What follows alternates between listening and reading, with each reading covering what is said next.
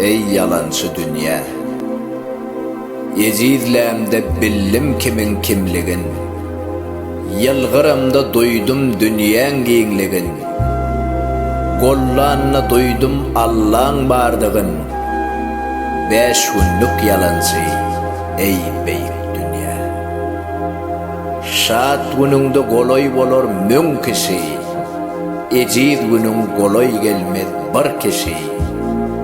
Allah'ın peseltmesin bu beyik başı, 5 günlük yalançı ey beyik dünya. Göğnüm yalı göğün tapmadım gözle, yaz yarın koşkuyumu yüreğim besle.